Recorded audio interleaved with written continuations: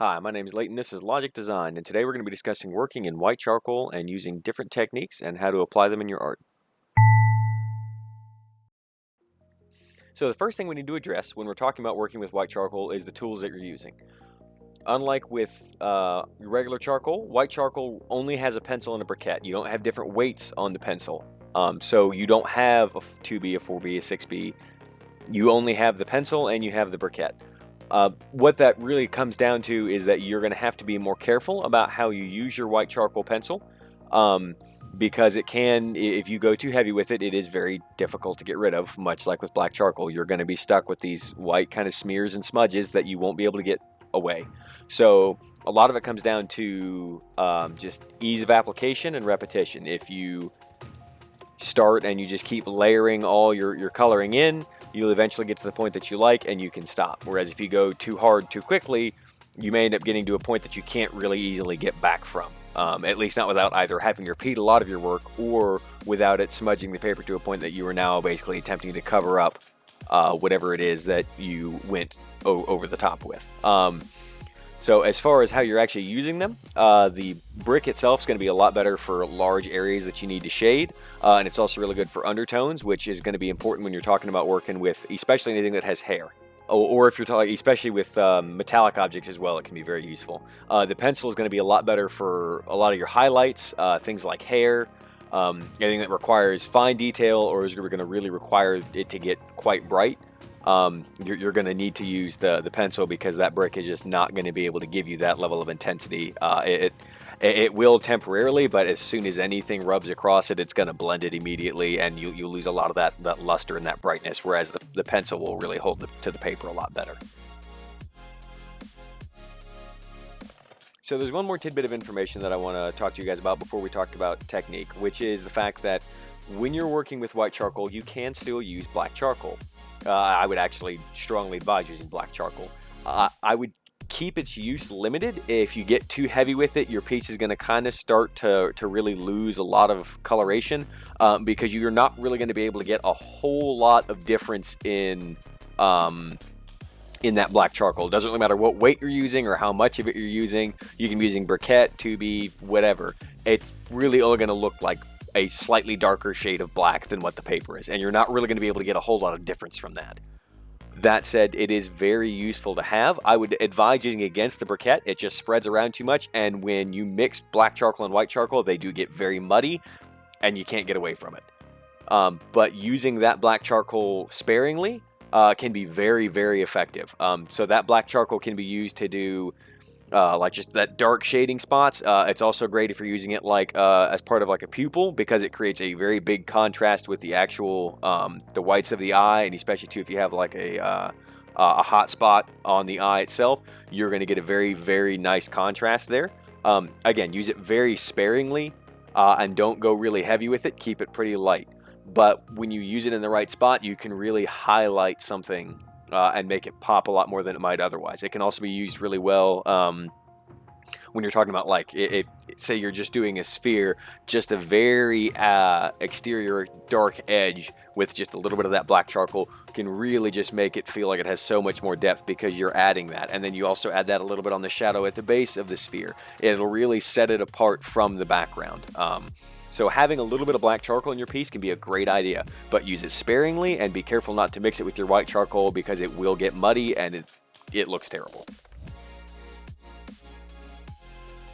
So let's talk about shading.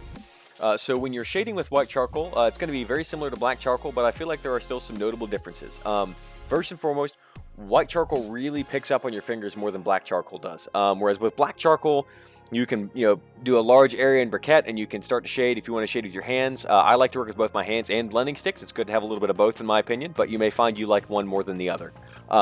When I'm working with my hand, it's usually a very good idea to take my briquette and a piece of scrap paper and really get a bit of the briquette rubbed off on that paper and use that to kind of build up a patch on my finger that I can work with that has that briquette on it, because if I just try to go straight to the paper with it, almost all of what I have on that paper is basically just going to end up getting absorbed onto my thumb to really kind of build up that that buffer between like the oils and things on my hand and between the paper itself.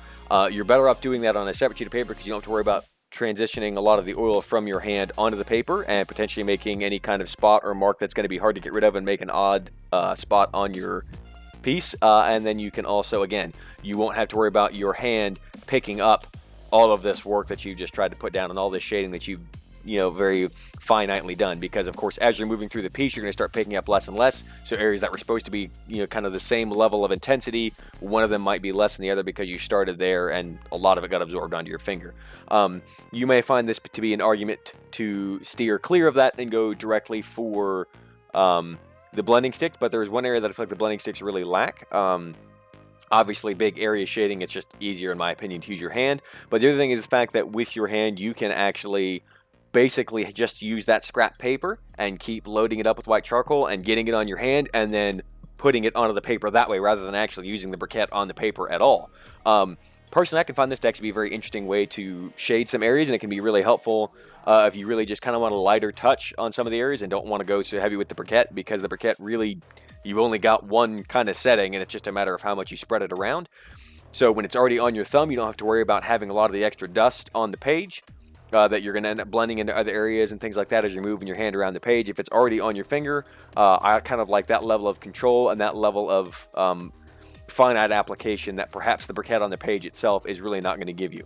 You can do this to a point with blending sticks, but the problem is the texture on the blending stick really kind of makes it difficult a lot of times. And even when you've gotten to a point where you rub that off, it gets so smooth that it just doesn't hold the charcoal. It'll spread it, but it doesn't hold it on the stick itself. So either you have too much texture and you can't get it to spread evenly, or you don't have enough texture and it won't hold the charcoal on the blending stick to actually blend it at all.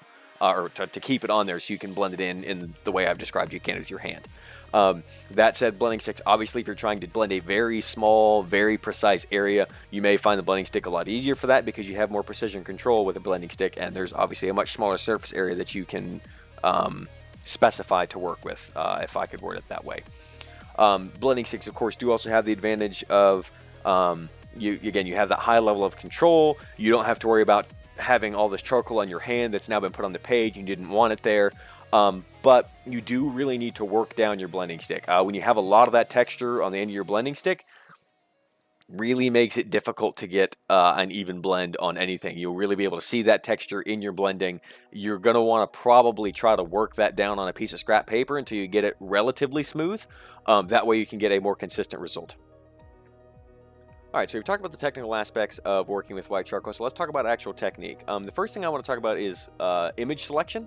You are probably going to have to work with images that are going to have a really high contrast of bright and dark, and if they don't have it naturally, you might have to edit the photo to create that. It's just like any other picture you're working with. You really want that high level of contrast, because if everything's just kind of the same tone or same shade, you're not really going to have a very interesting piece. And especially when you're working with white charcoal, having spots that have those really bright highlights is going to be crucial to making a very interesting and beautiful art piece. So that said, when you're working with white charcoal too, especially when it comes to hair, you can't just do the highlights. So if I'm looking at someone's scalp when I'm doing their hair, I can't just do the hair. I have to do the scalp before I try to address the hair, because if there's gaps in the hair to which I can see the scalp and that's not shaded, it's going to look weird. You're going to have this kind of shift in between one tone and another, and it's going to be off. You're going to be able to easily tell it, and especially if you're working with that white charcoal pencil, you may find yourself in a position where you can't erase the hair to do the scalp under the hair. At least not enough that you can actually get away with it. So keep that in mind, that you really need to address the skin tones under hair, whether you're working with people, dogs, anything that's going to have this situation occur. You need to make sure you're addressing it, because if you neglect that, it's going to really affect your piece. So also too, moving forward, when you're talking about hair, just like you would with any other piece, if it looks like a solid shape, do it as a solid shape. Don't try to make it individual hairs. But when you are doing individual hairs, make sure that you are leaving space. If you have somewhere you want to use that black charcoal, make sure you're leaving that empty space for the black charcoal, and you can try to erase any undertone shading, because like I said, if you're using the white charcoal brick for the undershading, it's going to be fine. It'll erase out quite easily, and it shouldn't really affect your black charcoal pencil, especially if you're using heavier weight on that. If you're using a lighter weight, like a 2B, you might find yourself having a bit more problem with it. They might muddy a bit more, but the heavier leads should be fine when you're trying to go over white charcoal briquette, as long as it's not very heavily applied. When you are doing the highlights, just make sure, of course, you're doing like the light strokes for like hair tips, things like that. Don't do it gradually. If you do it too heavy off the get-go and you find it stands out maybe more than you might want, it can really draw attention away from other areas of your piece, and you might find yourself really kind of regretting going too heavy in one area because it's going to take away from other areas in your piece, because again, it's very hard to undo. All right. I think that's probably about all I have to say. If you have any detailed questions that you want to ask, please feel free to submit those in the comments, and I'll get to them as quick as I can. You can also check out in the video description, there's a couple links to a few websites and other assets of mine. Peruse them to find more of my white charcoal work. If you want to see more completed pieces, those would definitely be the places I would suggest to go. But hopefully we see you back here on the channel again soon, and take it easy.